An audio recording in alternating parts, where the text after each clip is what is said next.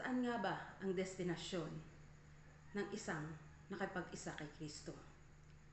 Ano ang paraan upang makatungo sa destinasyon na iyon?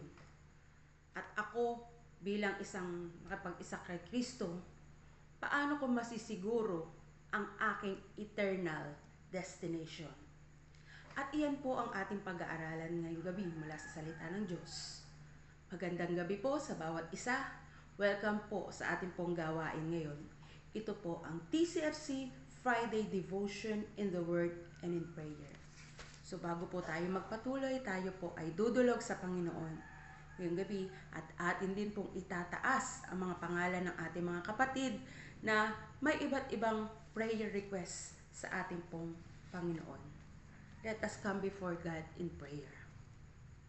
Dakila, tunay at tapat na Diyos, napakabuti mo sa bawat isa sa amin. Salamat po sa buong maghapon na lumipas, na patuloy na ang kahabagan mo, ang biyaya mo, ay siyang palagi mong ipinararanas sa bawat isa sa amin. Sa mga oras na to, Panginoon, anuman pong karumihan, anuman pong kasalanan, ang aming itinatago sa aming puso, sa aming isip, ito po'y pinagbalakan namin, sinagawa namin, na hindi ayon sa iyong kalooban, patawarin mo po kami, Panginoon. Baka linisin mo kami at muli i-restore mo po ang aming ugnayan sa iyo upang patuloy na maging malakas, malinaw ang tinig ng banal na Espiritu sa buhay namin. At patuloy, Panginoon, na ang kalooban mo ang maganap sa buhay ng bawat isa sa amin. Sa mga oras na to, Lord, amin pong itinataas ang aming mga kapatid na nagbigay ng kanilang mga pangalan. Ito po ay sina Veronica Givencan, Isidro Mercado, Fe Peñueco, Lucy De Jesus, Alan Ohano, Anthony Reyes, Aki Constantino, maging sina Ezekiel Ohano, Ria Noque, Benencio Mendez, Rolly and Maricel Hilahan, Bernadette Asunto, Joshua Dave Quiñones, Pastor Ronel Evangelista, Dina Matawaran, Evelyn Lorica, Myla Bendanya, maging si Romelyn Balani, Erlyn Romero, Mitsilin Tongohan, Marjorie Lovendino, Cleope Sinugat, Pastor Iris Kagandahan, Sid Pitoral. Lord, anuman po yung prayer request nitong aking mga kapatid na to, maging ito man po, Panginoon, sa mga napipinto nila mga pagdesisyon na gagawin, sa kanilang mga pagpili na gagawin, o sa mga kahilingan nila, sa kanilang mga trabaho, sa kanilang mga kalusugan. Lord, ito po ay aming itinataas sa iyo, Panginoon, sapagkat ang sabi mo, ang lahat ng aming mga concerns ay sa iyo lang po namin itaas at amin pong ito'y ilagak sa iyong paanan. Kaya sa gabing ito, Panginoon, kung ano man po itong kahilingan ng aking mga kapatid na to, patuloy, Panginoon, na una, ang kapayapaan na nagbubuhat sa iyo ay kanila pong maranasan.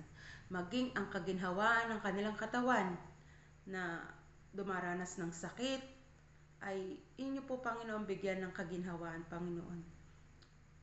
At sa mga desisyon na kanilang gagawin, Panginoon, tulungan mo sila na ito'y laging naka-align sa iyong kalooban sa buhay nila, Panginoon.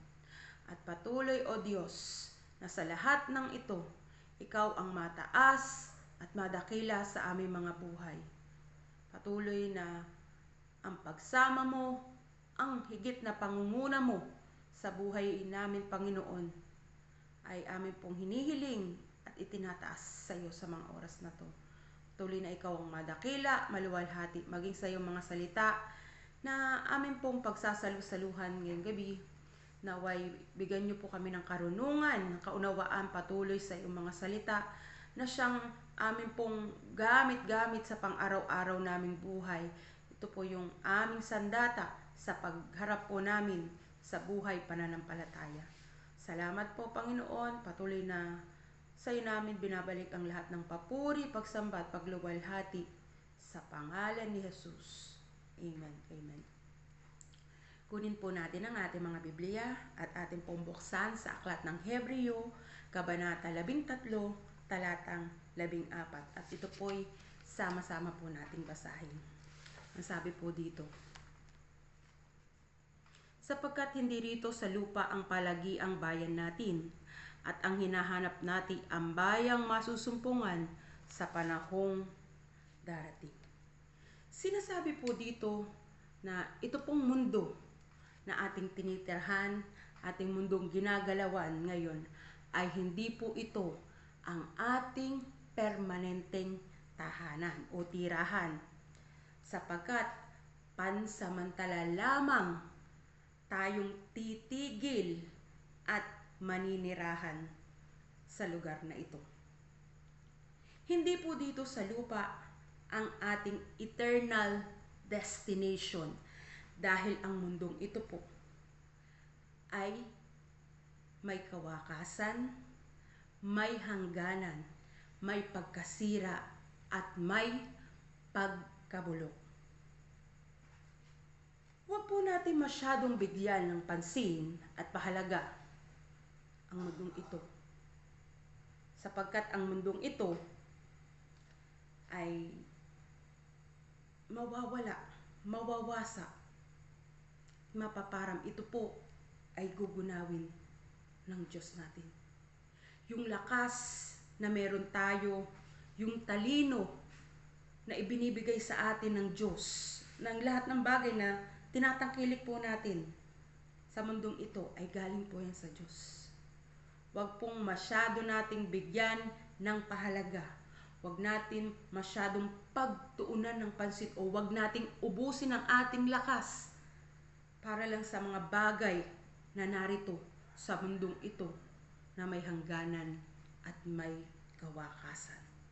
Bagkus, atin pong ituon ang ating pansin, walang iba kundi ang pagpukosan natin ng pansin at ng buong ating isip ay walang iba kundi po yung mga bagay na panlangit na kung saan doon ay kinaroroonan ng ating pong Panginoong Hesukristo. Ano po yung mga bagay na yun na dapat natin bigyan ng pahalaga at pansin? Ito po ay walang iba kundi ang salita ng Diyos. Ang ating bibigyan ng mataas na prioridad, pahalaga sa ating mga buhay, na maglalaan tayo ng oras ng panahon. Sabi nga po sa Joshua 1:8, pagbulay-bulayin ng salita ng Diyos o bulay-bulayin ng salita ng Diyos araw at gabi.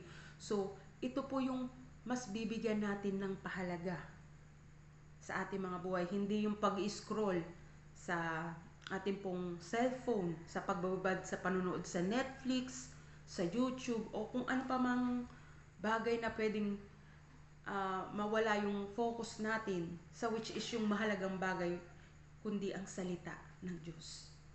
So, ang atin pong laging bibigyan ng mataas na pahalaga at top priority ay walang iba kundi ang salita ng Diyos. Sapagkat ito po yung mananatili magpakailanman. Ang langit, ang lupa ay mapaparang, ngunit ang salita ng Diyos ay mananatili magpakailanman. So, yan po ang sinasabi. Yan po ang bigyan natin ng pansin, ng pahalaga sa ating mga buhay. Dahil ang mga bagay po na iyan, yung salita ng Diyos, ay ito po'y pang walang hanggan. Ito po'y magdudulot sa atin ng kaligtasan.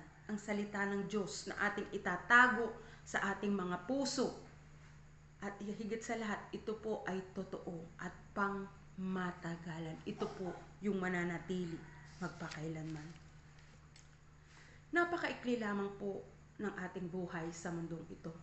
May certain period of time lang po mananatili ang isang tao. At the age of 70, minsan 50 pa nga. Hindi po natin alam ang oras kung hanggang kailan tayo mananatili sa mundong ito. Pero, ang maging laging laman ng ating mga puso, ng ating mga isip, at lahat ng ating mga ginagawa ay dapat patungkol sa buhay na walang hanggan. At ito po, yung patuloy na pakikipag-isa, patuloy na pagsunod at pananampalataya sa ating pong Panginoong Hesus, na sa pamamagitan ng kanyang mga salita at sa tulong ng banal na Espiritu ay magagawa po natin na mag-devotion, magbulay-bulay ng salita ng Diyos. Sabi ko nga po, ang buhay po natin ay maikli. Meron pong bata pa lang, kinukuha na o kaya may edad na. Pero hindi po yun ang mahalaga. Habang tayo po ay may hininga pa, may buhay pa, ay lagi po natin pagtuunan ng pansin, which is yung pangwalang hanggan, ang kasamahin tayo ng Diyos doon sa buhay na walang hanggan. Sapagkat sa mga pagdedesisyon po na ating pong ginagawa maya't maya, sa mga pagpili na ating ginagawa ay napakahalaga po ng mga iyon. Dahil sa ating pagpili, sa ating mga pagdedesisyon sa ating mga buhay, ito po yung magdedetermina ng ating magiging kinabukasan doon sa buhay na walang hanggan. Halimbawa po, ngayon po, mas pinili ko na lang na matulog na lang ako, wag na akong aral ng salita ng Diyos. Binigyan ko ng pansin ay yung aking sariling kagustuhan na magpahinga na lang kasi inaantok na naman ako eh. Yun ang binibigyan ko ng pansin. Pero wag po iyon mga kapatid. Lagi po natin hingin sa Diyos na yung pagpili natin ay laging dapat maayon sa kalooban at layunin ng Diyos sa buhay natin. Dahil yung mga pagpili at desisyon na yan po ang magdedetermina kung ano yung magiging buhay natin doon sa pangwalang hanggan. So sinasabi po dito, let us choose wisely. Sapagkat hindi po lahat ng tao ay mapupunta sa langit. Sa paanong paraan po ba makakapunta sa langit ang isang tao? Ito po'y sa pamamagitan lamang ng pananampalataya sa ating pong Panginoong Hesus. Dahil ayon po sa Gawa 4:12, ang pangalan lamang po ng ating Panginoong Hesus ang ibinigay ng Diyos sa silong ng langit para sa ikaliligtas ng lahat ng tao. So tanging si Hesus lamang, kay Hesus lamang po tayo mananampalataya, sapagkat si Hesus po ang daan, ang katotohanan at ang buhay. So si Hesus lang ang paraan upang ang isang tao ay makapunta doon sa langit. Ang pananampalataya sa ginawa ni Hesukristo doon sa krus ng Kalbaryo ang magdadala sa atin sa kaligtasan patungo doon sa langit na kung saan kakasamahin ng Diyos. So paano ko masisiguro ang aking eternal destination? Sabi ko nga po sa inyo kanina, ito'y sa pamagitan lamang ng pananampalataya, pakikiisa, at pagsunod sa ating pong Panginoong Hesukristo. Sa makatwid, ang pananampalataya lang kay Hesukristo ang magiging daan upang ikaw at ako ay kasamahin ng Diyos doon sa langit. Sa ngayon po, ang ating pong Panginoong Hesukristo ay naroon sa langit. Siya po ay naghahanda ng mga silid para sa lahat ng mga taong mananatiling nakikipag-isa kay Kristo hanggang sa dulo ng kanilang mga buhay, maging hanggang sa muling pagbabalik niya. Upang ang lahat ng sa Kanya ay kumikilala at nananampalataya ay kanyang kakasamahin at dadalhin niya doon sa langit. Napakasarap po sa piling ng ating pong Panginoon. Yung buhay natin ay may pag-asa. Ang buhay natin ay may katiyakan na kaligtasan sa pamamagitan ng Panginoong Hesukristo. Kaya sa atin po ngayon, sinasabi, wag na po tayong humiwalay pa sa Panginoon. Patuloy tayong magtiwala, patuloy tayong manampalataya, at patuloy tayong sumunod sa kanyang mga salita. Upang ang langit na pangako ng Diyos sa lahat ng mga mananampalataya kay Kristo hanggang sa dulo, kawakasan ng kanilang buhay, ay pare-pareho po nating makamtan. Kaya napakahalaga na sa bawat pagpili natin, sinabi ko po kanina, ay mapili natin ay walang iba kundi ang mabuting bagay, which is itong mga salita ng Diyos ang siyang maging prioridad, pinakamataas na prioridad sa ating mga buhay. Salamat po aming Diyos sapagkat ngayong gabi pinaalala mo sa amin na hindi dito sa mundong ito ang aming permanenteng tirahan, kundi kami lang po ay pansamantalang nakikitira sa mundong ito.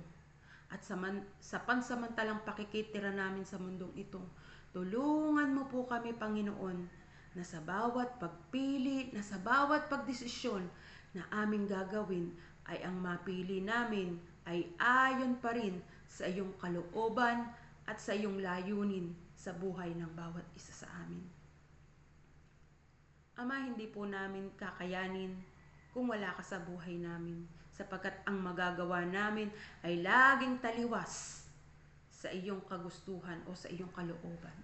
Kaya tulungan nawa kami palagi ng banal na Espiritu na siyang magpaalala, magturo, gumabay at mag-convict sa amin sa lahat ng oras at pagkakataon.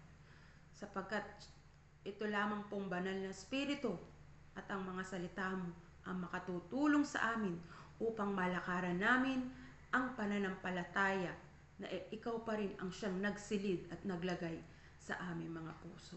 Maraming salamat po, Panginoon, yung langit na iyong pangako sa lahat ng mga